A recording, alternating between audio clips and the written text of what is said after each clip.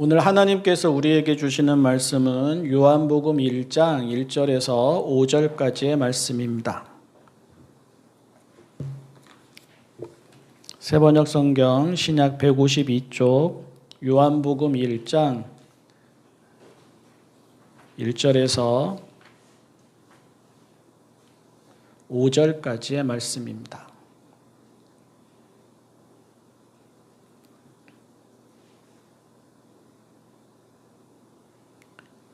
태초에 말씀이 계셨다. 그 말씀은 하나님과 함께 계셨다.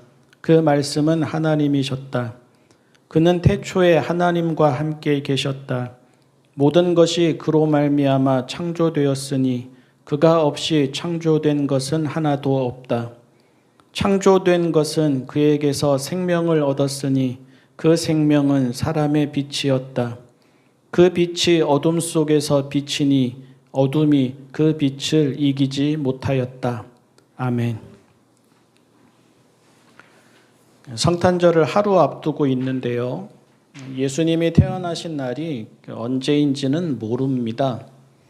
성경에 나와 있지 않지요. 추정이 있을 뿐. 그 추정도 객관적이거나 이제 합리적인 추정이 아니라 좀 이렇게 희한한 추정인데 하여간 그렇게 추정이 있을 뿐 기록으로 남아있지도 않습니다. 교회가 성탄절을 지키게 된 것도 예수님이 어느 날짜에 태어나셨는지를 보여주고자 함이 아니라 예수님의 탄생이 무슨 의미를 가지고 있는지를 보여주고자 함입니다.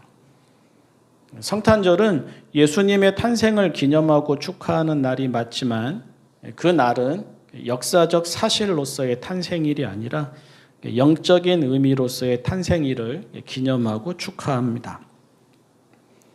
어린 시절에는 거의 모두가 산타클로스를 믿습니다. 여러분들도 어린 시절에는 산타클로스를 믿었겠지요. 성탄절 아침에 선물이 머리맡에 놓여있는 아이들만이 아니라 선물이라고는 구경도 못하는 아이들도 성탄절이 다가오면 산타클로스가 올해만이라도 이번만이라도 자기에게 찾아오기를 기대하고 기다립니다. 그러다가 어른이 되면은 이제는 그들이 자녀들에게 산타클로스가 되어줍니다. 산타클로스가 없다는 것을 알면서도 우리 모두가 다 알지요. 알면서도 또 심지어 어렸을 때 성탄절에 선물이라는 것을 받아본 적이 없을지라도 어린 자녀들에게는 산타가 없다, 그런 것은 없다 이렇게 말하지 않고 기꺼이 산타클로스의 역할을 맡아서 아이들에게 선물 받는 기쁨, 사랑받는 기쁨, 누군가가 우리를 알고 이렇게 다가와 준다라는 즐거움을 알게 합니다. 산타클로스는 허구의 인물이 맞습니다.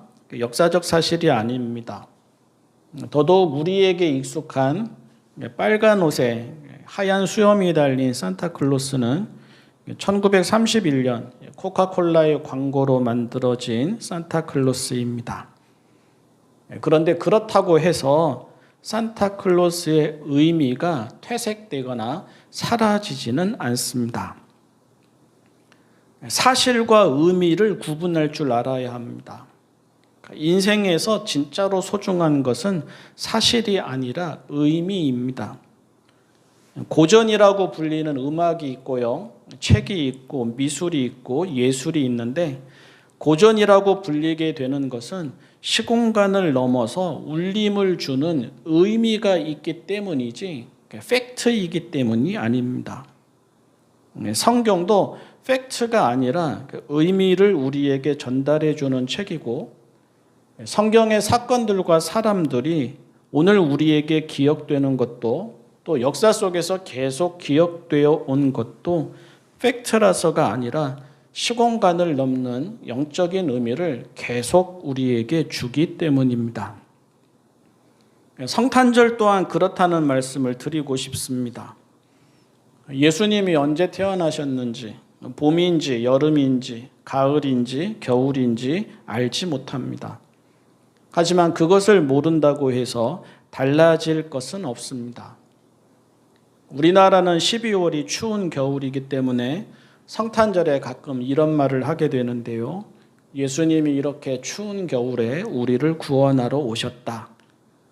이 말만 보면, 사실로 보면 말이 안 되지만 의미를 보면 여전히 그 안에는 진실이 담겨져 있습니다. 따지고 보면 사람들이 생일을 정확히 알고 기념하고 축하하게 된 것도 오래되지 않았습니다. 고대에는 말할 것도 없고요. 가셔서 살펴보십시오. 소크라테스니 플라톤이니 그 옛날 사람들이 태어난 해랑 세상을 떠난 해가 정확하게 기록되어 있는지 그렇게 되어 있지 않습니다. 그러니 생일 또한 고대에는 말할 것도 없고 수십 년 전에만 하더라도 자기의 생일을 알지 못하거나 알면서도 대수롭지 않게 생각하던 사람들이 꽤 많았습니다. 먹고 살기 바쁜 세상에서 생일은 여유로운 사람들에게나 있는 호사로운 날로만 알았지 하루하루 살아가는 대다수의 사람들에게는 다른 날과 별반 다를 게 없는 그냥 한 날에 불과했습니다. 지금 중년의 나이 이상인데, 그러니까 저보다 나이가 위이거나 저와 비슷한 연배에서 의 나이인데 어린 시절에 생일 축하를 받고 미역국을 먹고 케이크를 먹고 작은 선물이라도 받았다면 넉넉한 가정에서 태어났거나 자상한 부모에게서 태어나 그래도 여유 있게 자라고 사랑받으며 자랐다는 말입니다. 그러니 그 옛날 시골 나사렛 가난한 목수의 가정에서 태어나신 예수님은 어떠하셨겠습니까?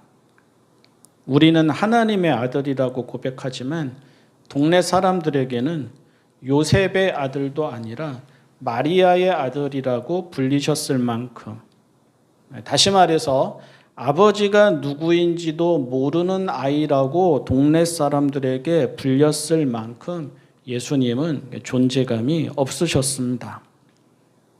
오늘날과 같이 출생 등록이 있지도 않았고 귀족이나 명문가의 아들로 태어나시지도 않았고 게다가 대부분의 사람들이 문맹인 시대에 태어나신 예수님의 생일은 기록되었을 가능성도 기억되었을 가능성도 거의 없습니다. 역사를 보면 교회 또한 처음에는 성탄절을 지키지 않았습니다. 교회는 예수님의 말씀과 삶에 관심이 있었지 예수님의 탄생이나 예수님의 어린 시절에 대해서는 별다른 관심이 없었습니다. 신약 성경에서 이른 시기에 쓰여진 책들이 바울 서신이고요. 그리고 복음서 중에서는 마가복음서가 제일 먼저 쓰여졌는데 바울 서신은 물론이고 맨 처음 쓰인 마가복음에서도 예수님의 탄생과 어린 시절에 대한 기록이 나오지 않는 것도 그래서입니다. 마태복음과 누가복음에서는 예수님의 탄생 이야기가 나오지만 그 이야기는 예수님의 말씀과 삶에 대한 일종의 프롤로그이거나 프리퀄인 셈이고 요한복음이 오늘 읽은 요한복음이 예수님을 창조 때부터 계신 분으로 고백하는 것도 예수님의 말씀과 삶을 신앙 고백적인 차원에서 우주적인 차원으로 확장한 프롤로그이거나 프리퀄인 셈입니다. 게다가 로마 제국에서 12월 25일은 태양신의 탄신일이었습니다. 오늘 우리의 달력에서 동지가 12월 22일인 것과는 다르게 로마 시대의 달력인 율리우스력에서 동지는 12월 25일이었는데 이 날은 죽었던 태양이 다시 살아오는 날로 여겨졌습니다. 태양신 미트라는 광명의 신이자 승리의 신으로서 특히 군인들에게 인기가 많았고요.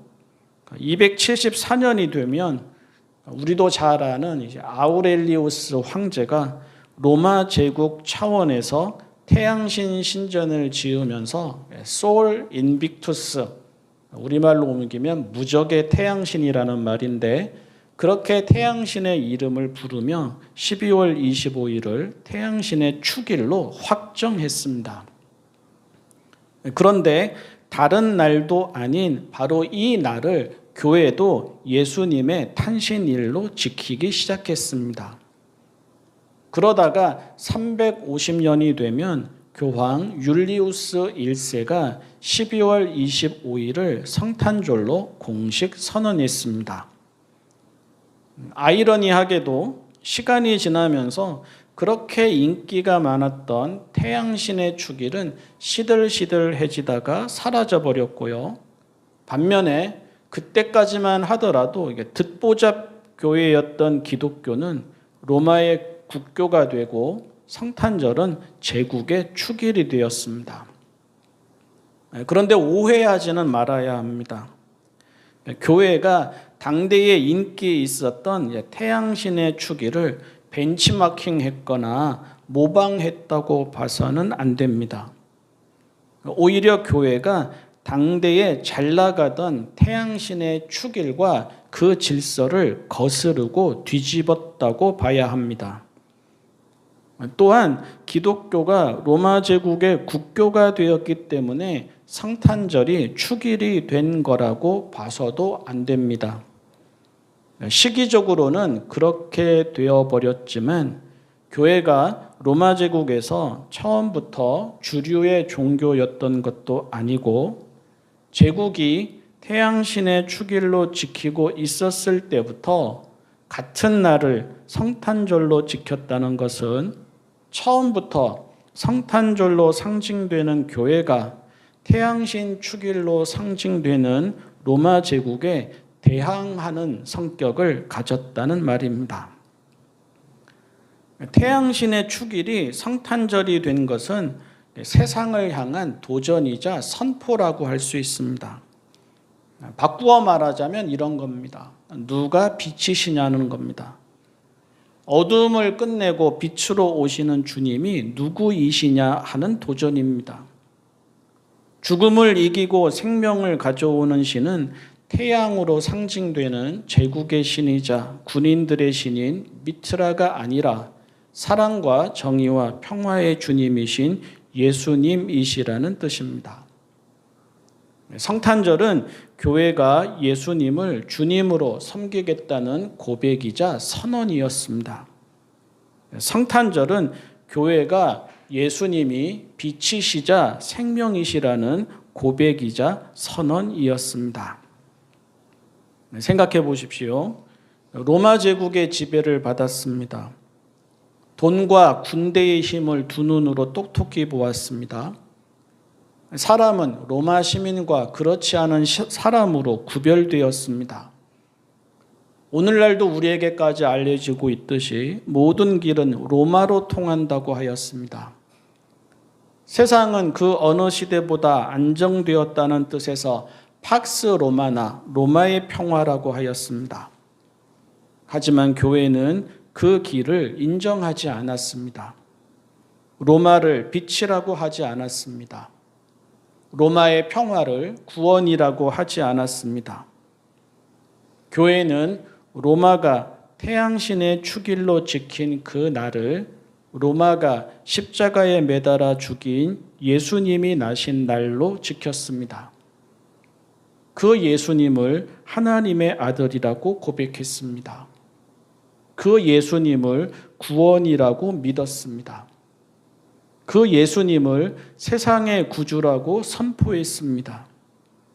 그 예수님을 빛이시고 생명이시고 평화이시라고 하였습니다.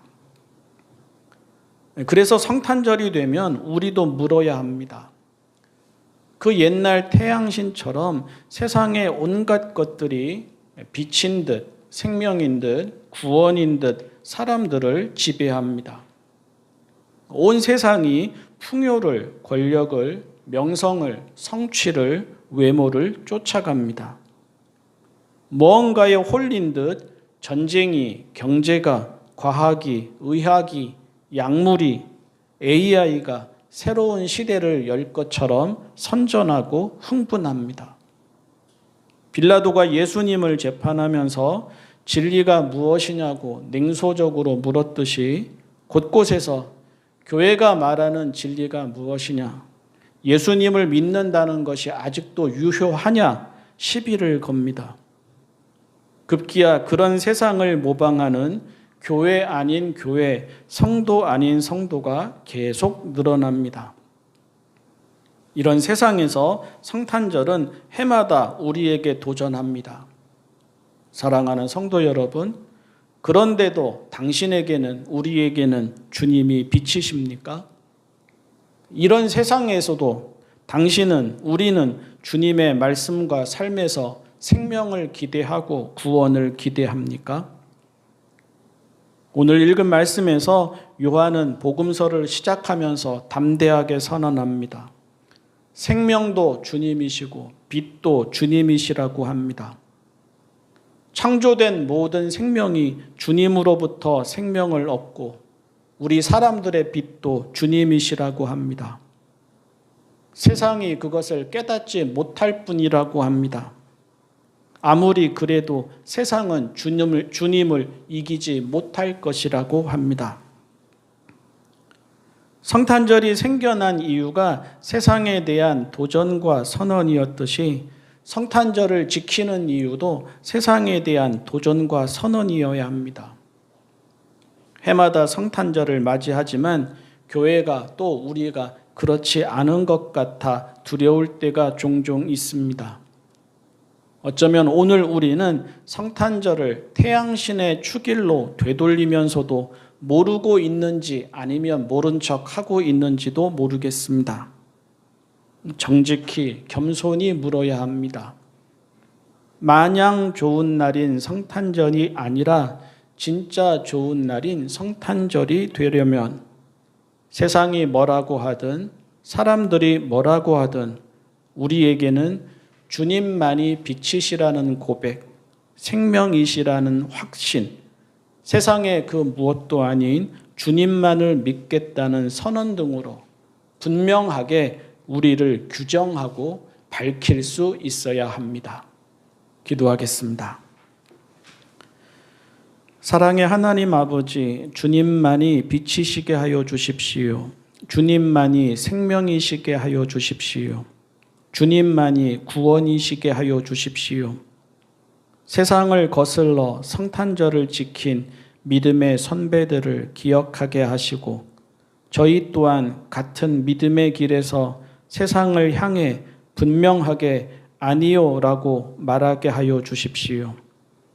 주님을 믿음이 세상에 대한 도전과 선언임을 인식하게 하시고 저희의 오늘과 내일을 오로지 주님께 맡기게 하여 주십시오. 저희의 기쁨이, 저희의 평화가, 저희의 모든 것이 주님께로부터 비롯되게 하시고 그리하여 오늘은 또 성탄절은 그 어느 날보다 우리에게 복된 날이 되게 하여 주십시오. 예수님의 이름으로 기도합니다. 아멘.